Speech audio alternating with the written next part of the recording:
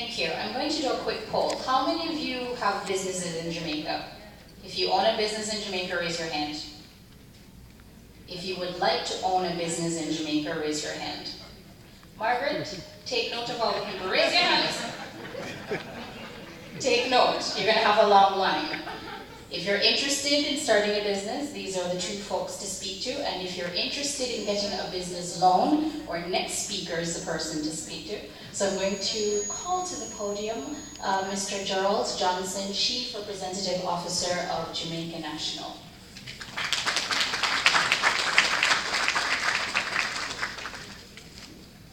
Thank you very much, Masters of Ceremonies, Tina Pinnock. Good evening, everyone. I first must acknowledge our honorable Senator Don Meredith. Thank you for coming and supporting us. And we've got our Minister of State, Honorable Arnaldo Brown, who you guys, we really have a gem here.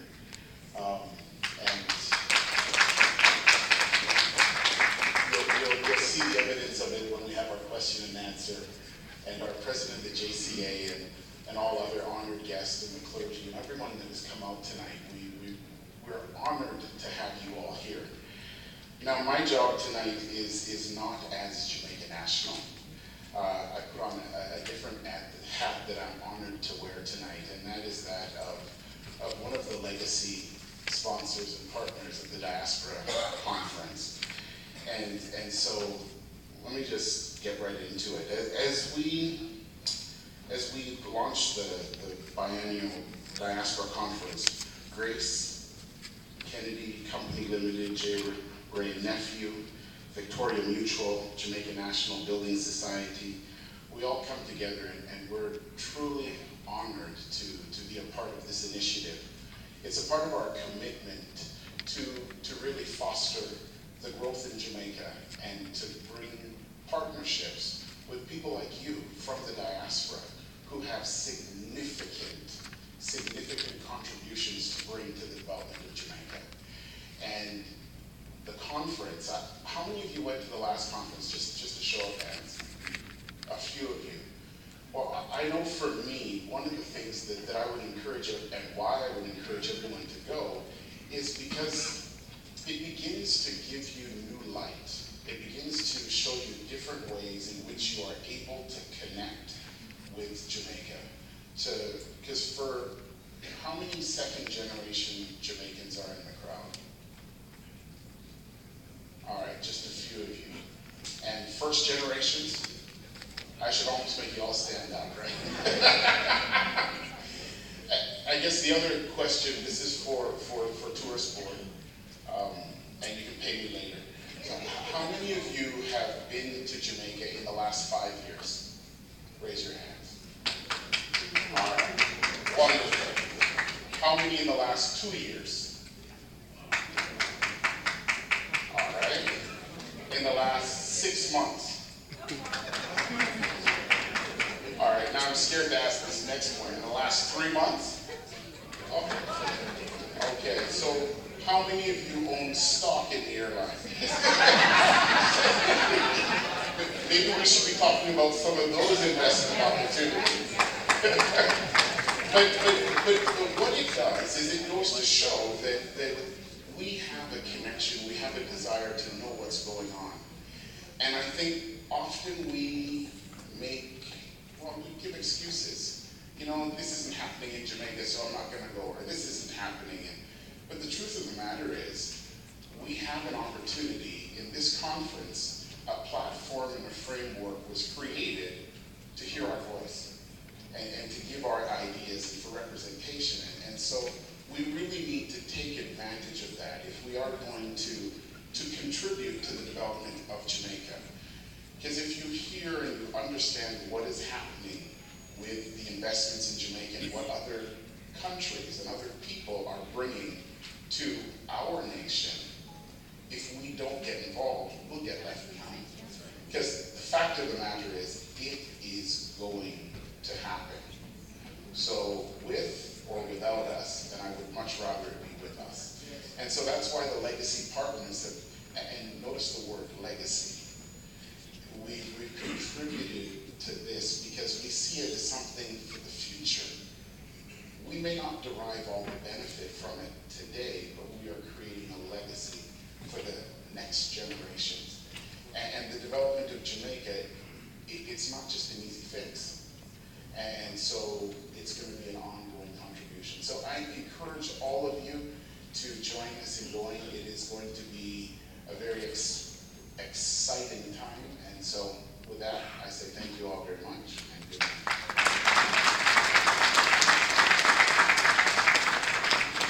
Thank you so much, Harold.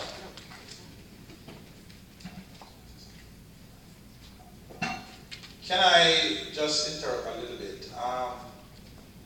Is there anybody here who visited Jamaica and went to do a project of any kind? Can you put your hands up? Please give them a round of applause. It just occurred to me that there are people here who are actually doing that. It's in motion as we speak. And I had to take the opportunity to thank you. My staff is here and they're willing to talk to you anytime. Can you stand up, guys? Can you stand up, guys? All stand at once. And they're willing to talk to you any day of the week about your interests and the interests we've been talking about. Now, I couldn't have gone back to the office yesterday if I didn't find an excuse to come back here and ensure that I give them the credit they're due. This is because of them. Thank you. I'd like to acknowledge the presence of the Honorable Judy Scroll, if you don't mind standing and waving. Welcome. Thank you for joining us. Now this lady really needs no introduction. This is Valerie Steele, President of the Jamaica Diaspora Canada Foundation.